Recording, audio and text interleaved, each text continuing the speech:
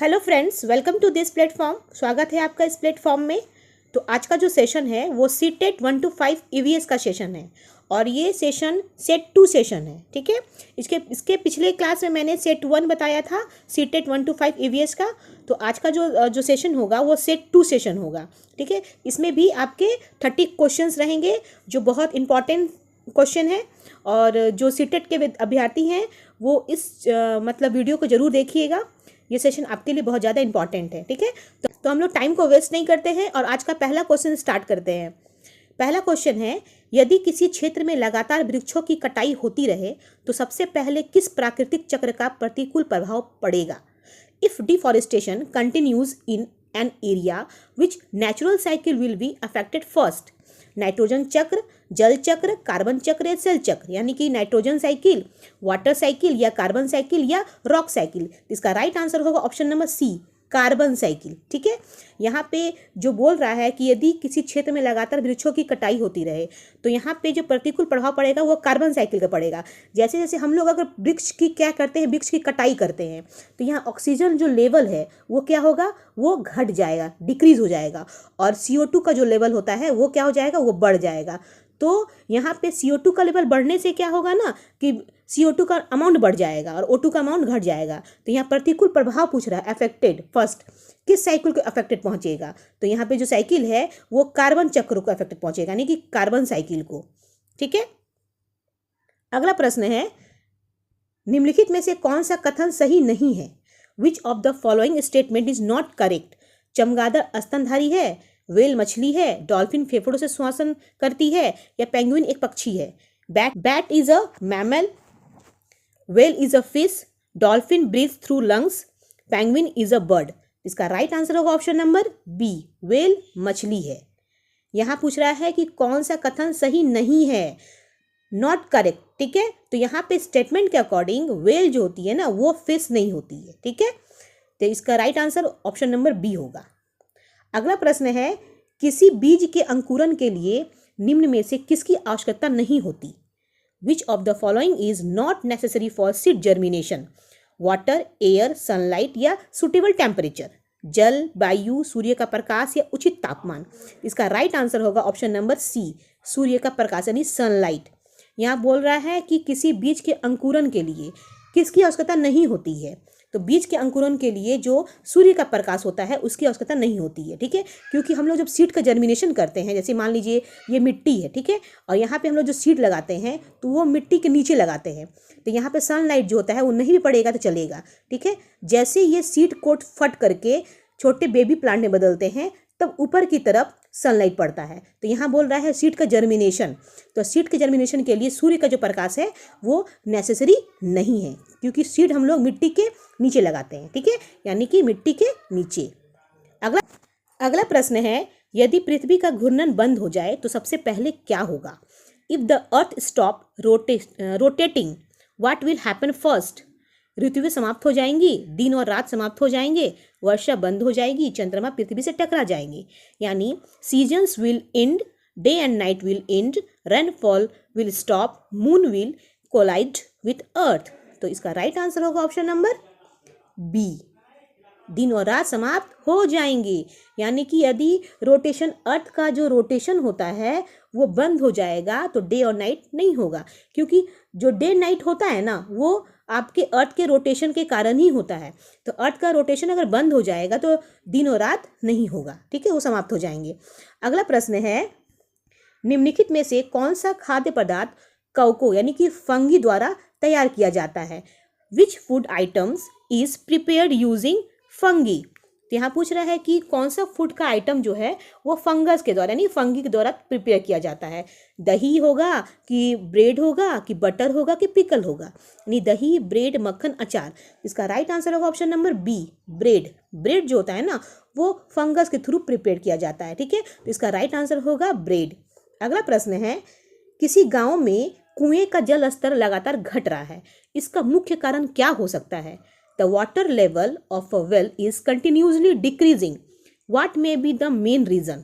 वर्षा में वृद्धि यानी इंक्रीज इन रेनफॉल, अधिक भूजल दोहन, excessive ground water excretion, extraction वृक्षारोपण यानी प्लांटेशन, नदियों में जल वृद्धि यानी कि इंक्रीज इन रिवर वाटर। इसका राइट आंसर होगा ऑप्शन नंबर बी, अधिक भूजल दोहन यानी एक्सेसिव ग्राउंड वाटर एक्सट्रैक्शन, यानी कि जल स्तर, कुएं का जल स्तर अगर लगातार घट जाए तो इसका मुख्य कारण क्या होगा कि एक्सेसिव ग्राउंड वाटर एक्सट्रैक्शन होगा, यानी कि अधिक भूजल का दोहन हो जाएगा। ठीक है, ज़्यादा यूज हो जाएगा अगर घट जाएगा तो वो। ठीक है, अगला प्रश्न है, निम्न में से कौन सा जीव अंडे नहीं देता? विच of the following does not lay eggs? सांप, मगरमच्छ, चमगादड़ या कछुआ? Snake, crocodile, bat, tortoise. इसका राइट आंसर होगा ऑप्शन नंबर सी, चमगादड़, क्योंकि चमगादड़ क्या है, एक मैमल है। ठीक है, एक मैमल है, मैमल। तो ये जो मैमल है, तो चमगादड़ क्या करते हैं, डायरेक्ट बेबी को जन्म देते हैं, बेबी को। ये आपके क्या होते हैं, वीवी पेरस होते हैं, वीवी पेरस। लेकिन यहाँ पूछ रहा है डोंट डज नॉट ले एग, इसलिए यहाँ पे ऑप्शन के अकॉर्डिंग चमगादड़ जो है वो अंडे नहीं देती है, लेकिन सांप, मगरमच्छ, कछुआ ये सब अंडे देते हैं। इसे चमगादड़ एक मैमल है और ये अंडे नहीं देती है। ठीक, अगला क्वेश्चन है, शहद बनाने वाली मधुमक्खियाँ मुख्यतः किस प्रक्रिया में सहायक होती है? हनी बीज mainly help in which process? वाष्पोत्सर्जन, परागन, प्रकाश संश्लेषण या शोषण? Transpiration, pollination, photosynthesis, respiration? इसका राइट आंसर होगा ऑप्शन नंबर बी, पॉलिनेशन ही परागन। जो मधुमक्खियाँ होती है वो परागन करती है यानी पॉलिनेशन करती है। ठीक है, और इसी प्रोसेस के थ्रू ये क्या करती है, शहद को बनाती है। ठीक है, अगला प्रश्न है, निम्नलिखित में से कौन सा नवीकरणीय संसाधन यानी कि रेन्यूएबल रिसोर्स नहीं है? यहाँ पूछ रहा है रेन्यूएबल रिसोर्स नहीं है। Which of the following is not a renewable resource? पवन यानी विंड, सूर्य का प्रकाश यानी सनलाइट, कोयला यानी कोल, जल यानी वाटर। इसका राइट आंसर होगा ऑप्शन नंबर सी, कोयला यानी कोल। ये रेन्यूएबल रिसोर्स नहीं है, क्योंकि देखिए कोयला जो होता है ना, ये नेचुरल रिसोर्स है, बट कोयला को हम लोग क्या कर सकते हैं, एक ऐसा समय आएगा कि कोयला खत्म भी हो सकता है। ठीक है, इसलिए रेन्यूएबल रिसोर्स ये नहीं है, कि कोयला यूज़ करते करते कभी भी खत्म हो सकता है भविष्य में। लेकिन जो सूर्य का प्रकाश होता है, जल होता है, हवा होता है, ये रेन्यूएबल रिसोर्स होता है ये। ठीक है, लेकिन कोयला जो होता है वो रेन्यूएबल रिसोर्स नहीं होता है। लेकिन पवन, सूर्य का प्रकाश, जल, इसके खत्म होने की कोई आशंका नहीं है। ठीक है, अगला प्रश्न है, किसी बच्चे को रात में स्पष्ट दिखाई नहीं देता, उसके भोजन में किस विटामिन की कमी हो सकती है? यहाँ पूछ रहा है। तो a child can not see clearly at night, which vitamin deficiency may cause these? Vitamin A, vitamin B, vitamin C, vitamin C. तो इसका विटामिन डी, तो इसका राइट आंसर होगा option number A, vitamin A. ठीक है, यहाँ पे अगर किसी बच्चे को स्पष्ट दिखाई नहीं दे रहा है तो यहाँ पे विटामिन ए की कमी के कारण उस बच्चे को क्या हो रहा है, अच्छे से दिखाई नहीं दे रहा है, यानी कि विटामिन ए की डिफिशियंसी हो जाती है, जिसके कारण वो सही से देख नहीं सकता है रात में। ठीक है, तो विटामिन ए इसका राइट आंसर होगा। अगला प्रश्न है, निम्न में से कौन सा जानवर अपने बच्चे को दूध नहीं पिलाता? Which animals does not feed milk to its young ones? Well, dolphin, चमगादड़ या मगरमच्छ? वेल होगा कि डॉल्फिन होगा कि बैट होगा कि क्रोकोडाइल? तो इसका राइट आंसर होगा ऑप्शन नंबर डी, मगरमच्छ, क्रोकोडाइल। क्रोकोडाइल जो होता है ना, ऐसे जानवर होते हैं जो अपने बच्चे को क्या करते हैं, मिल्क फीड नहीं कराते हैं, दूध नहीं पिलाते हैं, याद रखना। ठीक है, लेकिन वेल, डॉल्फिन, चमगादड़ ये तीनों जो है ना, ये अपने बच्चे को दूध पिलाते हैं। अगला प्रश्न है, मृदा अपरदन यानी सॉइल इरोशन का सबसे बड़ा कारण क्या है? What is the biggest cause of soil erosion? वृक्षारोपण, वनों की कटाई, सिंचाई या जैविक खेती? एफॉरेस्टेशन, डिफॉरेस्टेशन, इरिगेशन या ऑर्गेनिक फार्मिंग? इसका राइट आंसर है ऑप्शन नंबर बी, वनों की कटाई, डिफॉरेस्टेशन। अगर हम डिफॉरेस्टेशन करेंगे तो क्या होगा, सॉइल इरोशन होगा, मिट्टी का कटाव होगा। ठीक है, अगर मान लीजिए कोई पेड़ है, ठीक है, ये पेड़ है और ये पेड़ के जो रूट होते हैं वो मिट्टी को पकड़ के रखते हैं, जकड़ के। अगर यही सॉइल इरोशन होगा, अगर हम पेड़ को काटेंगे, ये पेड़ को काट दिए तो क्या होगा, इसके जड़ क्या हो जाएंगे, लूज हो जाएंगे, ये जड़ के साथ साथ मिट्टी को भी काट देगा। ठीक है, यानी मिट्टी का कटाव, सॉइल इरोशन डिफॉरेस्टेशन के कारण होता है, वनों की कटाई के कारण होता है। ठीक है, अगला प्रश्न है, यदि किसी क्षेत्र में लगातार वर्षा न हो तो सबसे पहले किस पर प्रभाव पड़ेगा? If there is no rainfall for a long period, what will be affected first? Ground water level, की मोशन ऑफ द मून, की अर्थ रोटेशन या चेंज ऑफ सीजन? भूजल स्तर, चंद्रमा की गति या पृथ्वी पर का घूर्णन या ऋतुओं का परिवर्तन? तो इसका राइट आंसर होगा ऑप्शन नंबर ए, जल स्तर यानी ग्राउंड वाटर लेवल। यहाँ पूछ रहा है कि अगर रेनफॉल लंबे समय तक नहीं हुआ तो अफेक्टेड फर्स्ट क्या होगा, सबसे पहला इफेक्ट पड़ेगा, प्रभाव जो पड़ेगा वो ग्राउंड वाटर लेवल को पड़ेगा, यानी जमीन के नीचे का जो पानी है, ये पानी, जमीन के नीचे का पानी, इस पे प्रभाव ज़्यादा पड़ेगा। ठीक है। अगला प्रश्न है, मनुष्य के शरीर में रक्त को शुद्ध करने का कार्य मुख्यतः कौन करता है? Which organ mainly purifies blood in the human body? हृदय, यकृत, गुर्दा या फेफड़ा? हार्ट, लीवर, किडनी या लंग्स? तो इसका राइट आंसर होगा option number C, kidney. Kidney जो होता है वो ब्लड को प्यूरिफाई करता है। ठीक है, यानी ब्लड को फिल्टर करने का काम करता है, फिल्टर। ठीक है, किडनी क्या करता है, ब्लड को फिल्टर करता है, याद रखना है। अगला प्रश्न, निम्नलिखित में से कौन सा कथन सही है? Which statement is correct? सभी कीट उड़ सकते हैं, ऑल इंसेक्ट कैन फ्लाई। सभी पक्षी उड़ सकते हैं, ऑल बर्ड्स कैन फ्लाई। सभी स्तनधारी बच्चे को जन्म देते हैं, all mammals give birth to young ones. सभी मछलियां गलफड़ों से श्वसन करती है, all fishes breathe through gills. तो यहाँ पे पूछ रहा है करेक्ट स्टेटमेंट कौन सा है? तो इसका राइट आंसर होगा ऑप्शन नंबर डी, सभी मछलियां गलफड़ों से श्वसन करती है। All fishes breathe through gills, यानी मछलियां जो होती हैं वो यहाँ पे, जो मछली होती हैं, मछली का यहाँ पे क्या होता है, गिल्स होता है। ठीक है, और इसी गिल्स के थ्रू ये क्या करती है, पानी में सांस लेती है, याद रखना है। अब बाकी जो है सभी कीट उड़ सकते हैं, तो ये जरूरी तो नहीं है। सभी पक्षी उड़ सकते हैं, ये जरूरी नहीं है, पक्षी होते हुए खुद नहीं उड़ पाते हैं। ठीक है, सभी स्तनधारी बच्चे को जन्म देते हैं, ये कोई जरूरी तो नहीं है। ठीक है, तो इसे सभी मछलियाँ जो होती हैं वो अपने जिसका जो श्वसन नली होता है वो होता है आपका उसका गिल्स, यानी गलफड़ा, गलफड़ा जिसको कहते हैं हम लोग। अगला प्रश्न है, निम्न में से कौन सी वस्तु जल में तैरती है क्योंकि उसका घनत्व कम होता है? Which objects floats in water because of its lower density? लोहे की गेंद, आयरन बॉल, पत्थर यानी स्टोन, लकड़ी यानी वुड, सिक्का मतलब कॉइन। तो यहाँ पूछ रहा है कि कौन सी वस्तु जल में तैरती है और उसका डेंसिटी जो होता है वो कम होता है। तो इसका राइट आंसर होगा ऑप्शन नंबर सी, लकड़ी। लकड़ी का डेंसिटी जो होता है ना वो बहुत कम होता है, लोअर डेंसिटी, जिसके कारण पानी में लकड़ी का टुकड़ा फेंक दें तो ऊपर की तरफ तैरेगी। ठीक है। अगला प्रश्न है, निम्नलिखित में से कौन सा जीव दोनों माध्यमों यानी जल और स्थल में रह सकता है? Which organisms can live both on land and in water? मछली, मेढक, कबूतर या छिपकली? इसका राइट आंसर होगा ऑप्शन नंबर बी, मेढक यानी फ्रॉग। मैंने पिछले शायद क्लास में इसके बारे में बताया था कि मेढक जो होता है ना वो एम्फीबियन होता है, एम्फीबियन। ये लैंड में भी रह सकता है और वाटर में भी रह सकता है, इसलिए मेढक एक ऐसा एम्फीबियन है जो दोनों जगह सर्वाइव कर सकता है। ठीक है, इसलिए इसका आंसर जो होगा वो बी नंबर होगा, मेढक यानी फ्रॉग। अगला प्रश्न है, वायु में ऑक्सीजन की मात्रा लगभग कितनी होती है? Approximately how much oxygen is present in air?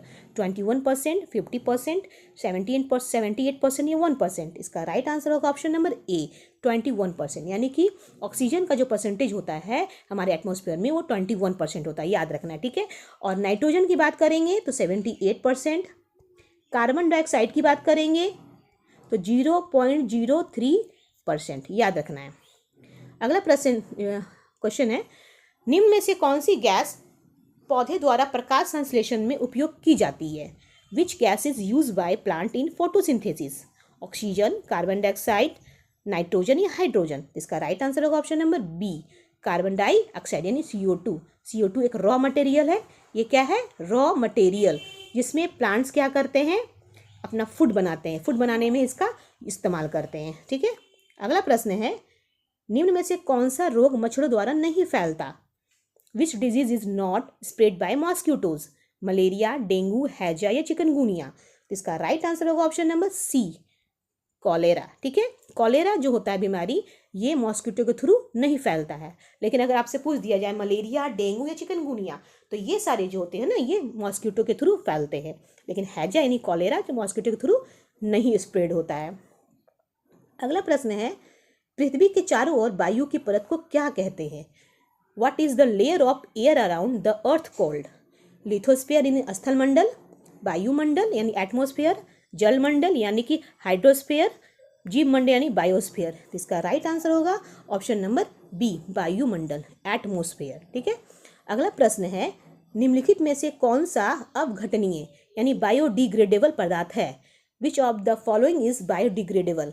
Plastic, glass, paper या एल्यूमिनियम? इसका राइट आंसर होगा ऑप्शन नंबर सी, पेपर यानी कागज। ये बायोडिग्रेडेबल है। अगर पेपर को हम फेंक देते हैं तो ये डिग्रेड हो जाता है यानी कि डिकम्पोज हो जाता है, ठीक है। और हमारे एटमॉस्फेयर को, हमारे वातावरण को, इन्वायरमेंट को ये कोई हानि, नो इफेक्ट, कोई इफेक्ट नहीं पहुंचाता है, ठीक है, कोई इफेक्ट नहीं पहुंचाता है। इसीलिए यहाँ पे जो आंसर होगा बायोडिग्रेडेबल का वो कागज होगा यानी पेपर होगा। लेकिन प्लास्टिक जो है वो ग्लास, एल्युमिनियम, ये सारी चीज़ ना जल्दी डिकम्पोज नहीं होते हैं हमारे अर्थ में, लेकिन कागज जल्दी डिकम्पोज हो जाता है, इसलिए ये बायोडिग्रेडेबल सब्सटेंस होता है, ठीक है। अगला प्रश्न है, पौधे की जड़ों का मुख्य कार्य क्या है? What is the main function of root? भोजन बनाना यानी मेकिंग फूड, जल और खनिजों का अवशोषण, एब्जॉर्बिंग वाटर एंड मिनरल्स, बीज बनाना यानी प्रोड्यूसिंग सीड्स, वाष्पोत्सर्जन यानी ट्रांसपिरेशन। तो यहाँ पूछ रहा है पौधे की जड़ों का मुख्य कार्य क्या है, मेन फंक्शन क्या है रूट का? तो इसका राइट आंसर होगा ऑप्शन नंबर बी, जल और खनिजों का अवशोषण। पेड़ के जो जड़ होते हैं ये क्या करते हैं, पानी को और मिनरल्स को यानी वाटर को और मिनरल्स को क्या करते हैं, एब्जॉर्ब करने का काम करते हैं, ठीक है। तो ये रूट का ये फंक्शन है। अगला प्रश्न है, रेशम मार्ग यानी सिल्क रूट मुख्यतः किसके व्यापार से जुड़ा था? The silk route was mainly associated with the trade off मसाले यानी स्पाइसेस, रेशम यानी सिल्क, नमक मतलब सॉल्ट, चाय मतलब टी। तो यहाँ पूछ रहा है कि रेशम मार्ग मुख्यतः किसके व्यापार से जुड़ा था? तो इसका राइट आंसर होगा ऑप्शन नंबर बी, रेशम यानी कि रेशम मार्ग तो रेशम के व्यापार से ही जुड़ा हुआ था। सिल्क रूट, सिल्क यानी रेशम के लिए ये मुख्य रूप से जुड़ा हुआ था। जब सिल्क का व्यापार था तो ये रूट जो था वो सिल्क रूट के नाम से जाना जाता था, इसलिए यहाँ पे जो होगा यहाँ पे किसके व्यापार, सिल्क। अगला प्रश्न है, निम्नलिखित में से कौन सा ईंधन सबसे कम प्रदूषण फैलाता है? Which fuel cause the least pollution? कोयला, पेट्रोल, डीजल या सीएनजी? तो इसका राइट आंसर होगा option number D, CNG, compress natural gas इसका फुल फॉर्म है। और कॉम्प्रेस नेचुरल गैस जो होता है ना, आज के समय में व्हीकल्स वगैरह में इस्तेमाल करते हैं, परिवहन के लिए इस्तेमाल किया जाता है। इसमें क्या होता है, धुआं नहीं होता है, ठीक है, और ये हमारे इन्वायरमेंट को भी कोई इफेक्ट नहीं पहुंचाते हैं, सीएनजी गैस। अगला प्रश्न है, पर्यावरण संरक्षण का सबसे प्रभावी उपाय कौन सा है? Which is the most effective method of environmental conservation? अधिक पेड़ लगाना, प्लास्टिक का उपयोग बढ़ाना, या अधिक खनन करना, या जंगल काटना? Planting more trees, increasing plastic use, more mining, या कटिंग फॉरेस्ट? इसका राइट आंसर होगा ऑप्शन नंबर ए, अधिक से अधिक पेड़ लगाना। जितना हम अधिक प्लांटिंग करेंगे पर्यावरण का संरक्षण उतना ही अच्छा होगा, इन्वायरमेंटल कंजर्वेशन उतना ही अच्छा होगा, ठीक है। ज़्यादा से ज़्यादा प्लांटिंग करना, पेड़ लगाना। अगला प्रश्न है, निम्नलिखित में से कौन सा समूह केवल शाकाहारी जीवों का है? यहाँ पूछ रहा है कि ये जो समूह जो है कौन सा समूह शाकाहारी जीवों का है, ठीक है, यानी which group contain only herbivorous animal? गाय, बकरी, हिरन, शेर, बाघ, लोमड़ी, भालू, कुत्ता, कौवा, बिल्ली, शेर, बाघ? तो इसका राइट आंसर होगा ऑप्शन नंबर ए, गाय, बकरी, हिरन यानी काव, गॉट, डियर, ये हर्बीवोर एनिमल है, ठीक है। ये केवल क्या खाते हैं, प्लांट्स को खाते हैं। ये क्या खाते हैं, दे इट प्लांट्स। लेकिन शेर, बाघ, लोमड़ी ये जो है ये आपके हर्बीवोर नहीं है। भालू, कुत्ता, कौवा हर्बीवोर नहीं है। बिल्ली, शेर, बाघ ये भी हर्बीवोर नहीं है। लेकिन गाय, बकरी, हिरन जो है ये हर्बीवोर एनिमल होते हैं, ठीक है। अगला प्रश्न है, सूर्य से पृथ्वी तक प्रकाश पहुंचने में लगभग कितना समय लगता है? How much time does sunlight take to reach earth? 8 minute 20 second, 2 minute या 24 घंटे या 1 घंटे? इसका राइट आंसर होगा option number A, 8 minute 20 second. 8 minutes 20 seconds क्या लगता है, सूर्य से पृथ्वी तक पहुंचने का समय लगता है, याद रखना है, इंपॉर्टेंट क्वेश्चन है ये। अगला प्रश्न है, यदि किसी पौधे को कई दिनों तक अंधेरे में रखा जाए तो क्या होगा? What will happen if a plant is keeped in darkness for many days? तेजी से बढ़ेगा, मर सकता है, कि अधिक फूल देगा? Grow rapidly, may die, produce more flowers? इसका राइट आंसर होगा ऑप्शन नंबर बी, मर सकता है, मे डाई। हम अगर पौधे को कई दिनों तक अंधेरे में रखेंगे तो पौधे यहाँ पे पूछ रहे हैं कि क्या होगा, डार्कनेस एरिया में रखेंगे, डार्कनेस रूम में रखें, या किसी डार्क वाले जगह पे रखें, अंधेरे वाले जगह पे रखेंगे तो वो मर सकता है। यहाँ पे पॉसिबिलिटीज़ ये नहीं है कि हम रख देंगे तो जिंदा ही रहेगा, वो मर भी सकता है। क्योंकि जो लाइट होता है ना, लाइट, फोटो, लाइट का मतलब क्या होता है? फोटो, नहीं, फोटो मतलब लाइट, लाइट मतलब फोटो, नहीं प्रकाश, जिसको प्रकाश कहता है। अब प्रकाश जरूरी होता है प्लांट्स के लिए, तो आप अंधेरे में रखते हैं तो कुछ दिनों तक हो सकता है जिंदा रहें, लेकिन काफ़ी दिनों तक रखिएगा तो वो मर भी सकता है। इसलिए इसका ऑप्शन नंबर बी जो है वो राइट आंसर होगा। अगला प्रश्न, लास्ट प्रश्न, ईवीएस में करके सीखना, लर्निंग बाय डूइंग, किस सिद्धांत पर आधारित है? Learning by doing in EVS based on which teaching principle. ठीक है, तो रटकर सीखना, गतिविधि आधारित अधिगम, व्याख्यान पद्धति या स्मरण विधि। इसका राइट आंसर होगा ऑप्शन नंबर बी, गतिविधि आधारित अधिगम, एक्टिविटी बेस्ड लर्निंग। यहाँ पे ईवीएस से पूछा जा रहा है, ईवीएस में करके सीखना का क्या सिद्धांत पर आधारित है? तो एक्टिविटी बेस्ड, यानी कि आप जब तक एक्टिविटी नहीं कीजिएगा तब तक इसमें करके सीखने वाला कोई प्रोसेस नहीं होगा। तो करके सीखना मतलब खुद से कोई एक्टिविटी करना, वो एक्टिविटी बेस्ड होना चाहिए। इसलिए ऑप्शन नंबर बी जो है वो राइट आंसर है। तो फ्रेंड्स, आज के लिए इतना ही, तो इस सेशन को जरूर देखिएगा। तो आज के लिए इतना ही। वीडियो अच्छा लगे तो जरूर कमेंट कीजिएगा, लाइक कीजिएगा एंड चैनल को सब्सक्राइब कीजिएगा। Take care and bye.